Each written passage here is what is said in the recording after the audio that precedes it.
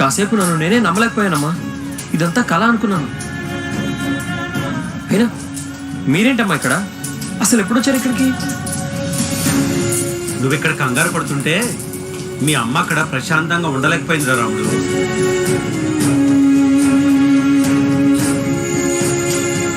అందుకే ఉన్న పడంగా బయలుదేరి వచ్చేసావు. అమ్మా, ఒకవైపు ఖచ్చితంగా గెలుస్తాననే నమ్మకం ఉంది, అలాగే మరోవైపు కాస్త కంగారుగా కూడా ఉందమ్మా. నువ్వు వచ్చావు కదా, ఇక కంగారంతా ఎగిరిపోయిందమ్మా. గుండెల నిండా చాలా చాలా ధైర్యం వచ్చేసింది.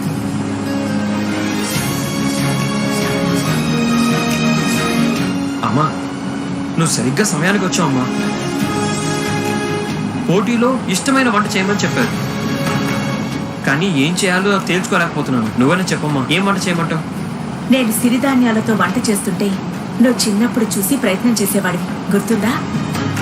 గుర్తు లేకపోవడం ఏంటమ్మా, బ్రహ్మాండంగా గుర్తుంది.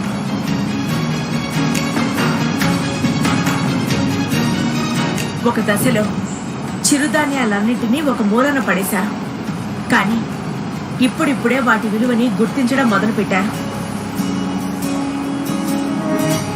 అందుకే ఆ సిరిధాన్యాలతో నువ్వు వంట చేయండి అన్నా. ఆ సిరిధాన్యాలు పాతకాలపు జీవితాల్లో ఒక భాగం కాబట్టి అందరి దృష్టిని ఆకర్షిస్తుంది.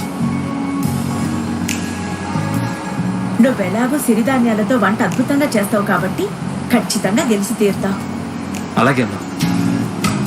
పార్టిసిపెంట్స్, మీ దగ్గర ఇంగ్రీడియంట్స్ ఉన్నట్టే కదా? మిస్టర్ రామచంద్ర, టైం అవుతుంది, మీరు మీ ప్లేస్కి రావాలి. ఒరే రాముడు, పిలుస్తున్నారా? రండి గారు.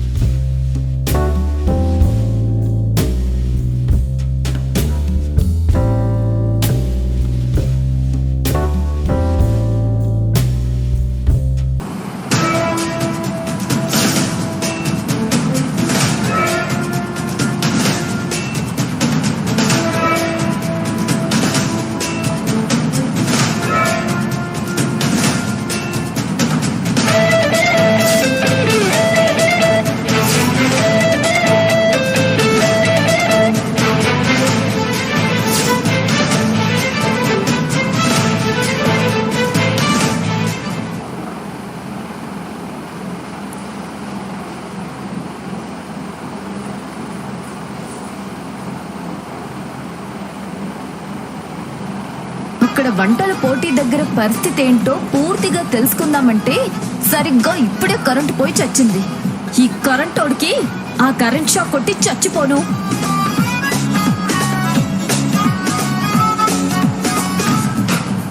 అబ్బా,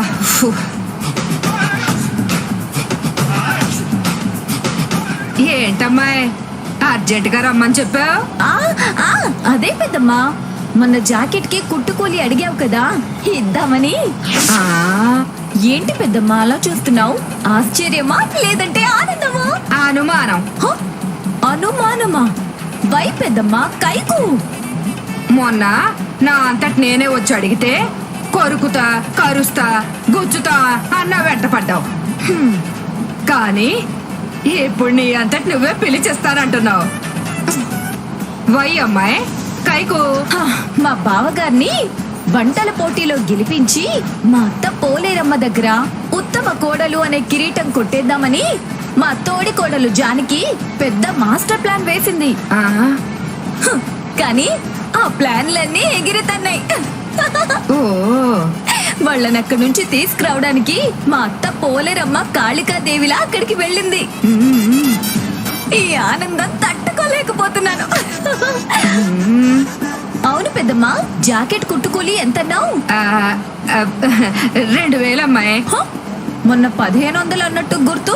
ఆ, లేట్ అయిందని ఆ దొంగ సచ్చినోడు రేటు పెంచాడమ్మాయి. 2000 కాదు 2500 వాడి మొహాన కొట్టు. ఆహా, పంతం విషయంలో ఈ మల్లిక తగ్గేదే లేదని ఆ వెదవికి చెప్పు.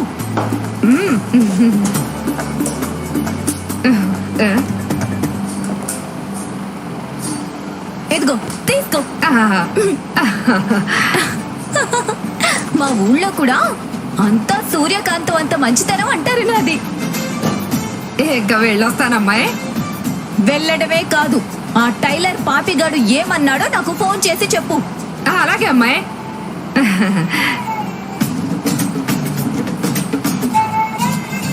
ఈ తెంగరది ఎన్నాళ్ళు నాతో ఆడుకుంది, ఇప్పుడు భలే దొరికింది. పెన్ను పోతే కొనుక్కోగలం కానీ దాని క్యాప్ పోతే కొనుక్కోలేము. అవమానం కూడా అలాంటిదే. వెంటనే సమాధానం ఇచ్చి పడేయాలి. అట్లుంటది ఈ మల్లికతోని ముచ్చట.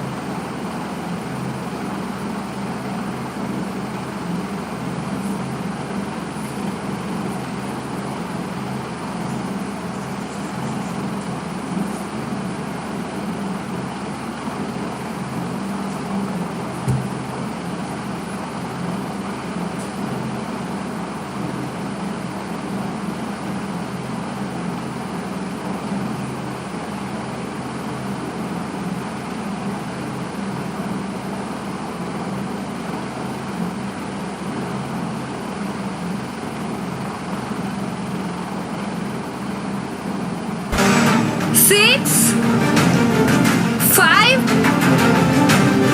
4, 3, 2,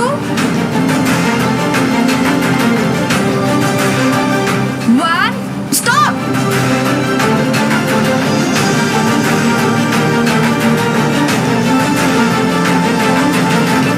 So guys, మీరు చేసిన ఈ వంటలన్నీ బయట ఫుడ్ ఫెస్టివల్ కౌంటర్లో మీరు సేల్ చేయాలి.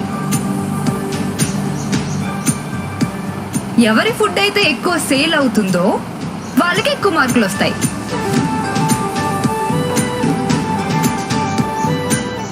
సో గాయ్స్, ఇంపార్టెంట్ థింగ్ ఏంటంటే మీరు చేసిన ఈ వంటలన్నీ మీరే స్వయంగా వెళ్ళి సేల్ చేయాలి. మీ సపోర్టర్స్ ఎవరు మీతో రాకూడదు. అర్థమైంది కదా?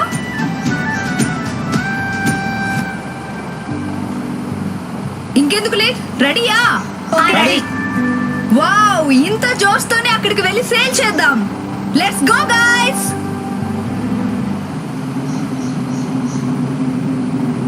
సో గైస్, మీరు మీ రెసిపీతో రెడీగా ఉన్నారు కదా?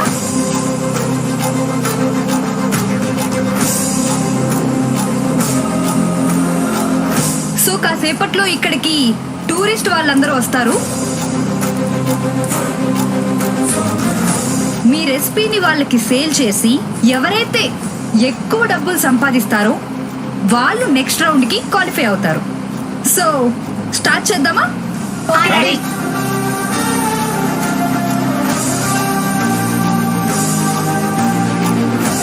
Okay, all the best.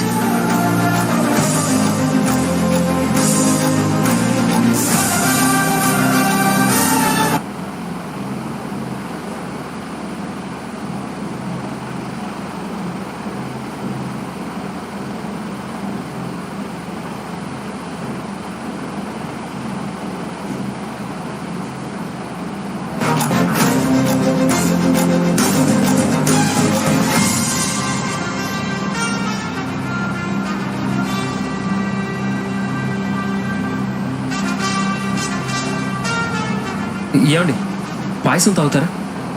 మొక్కజొన్న పాయసం అండి.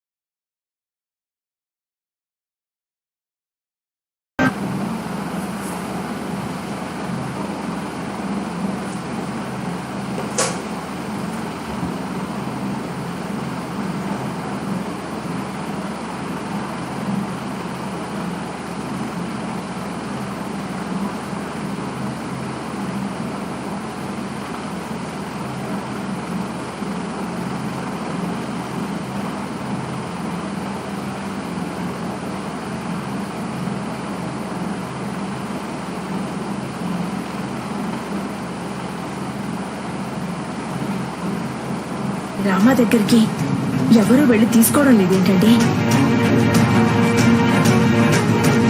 ఆ, జ్ఞానం అంటే ఇప్పుడే కదా మొదలైంది. నువ్వు చూస్తూ ఉండు. మిగతా వాళ్ళ దగ్గర కంటే రామ దగ్గర ఎక్కువ కొంటారు. నువ్వు ఊరికే కంగారు పడకు.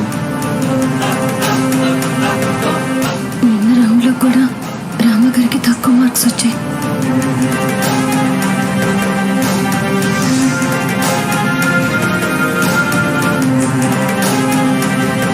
బాగుంటుంది సార్, చాలా బాగుంటుంది. మీరు ఒకసారి టేస్ట్ చూడండి. బాదుషా తీసుకోండి సార్, చాలా బాగుంటుంది. ఒకసారి ట్రై చేయండి.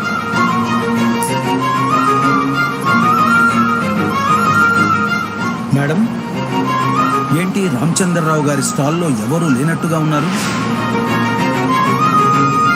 నేను అదే చూస్తున్నాను.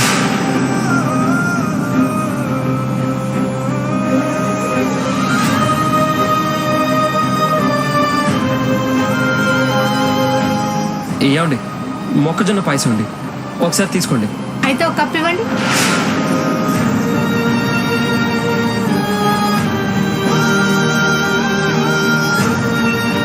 No no.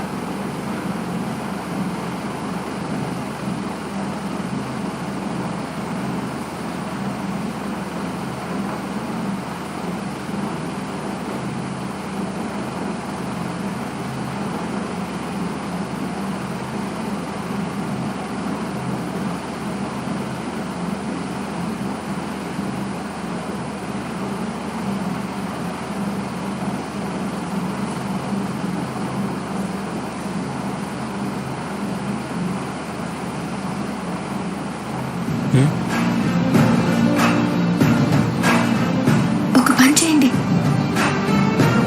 మీరు మనం చేసిన స్వీట్ ఉంది కదా, అది డబ్బులు లేకుండా ఒట్టిగా ఇచ్చేయండి. ఇచ్చేయండి.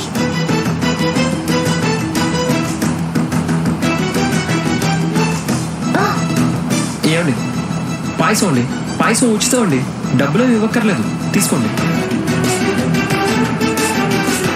ఏమండి, పాయసం అండి, ఉచితం అండి, తీసుకోండి.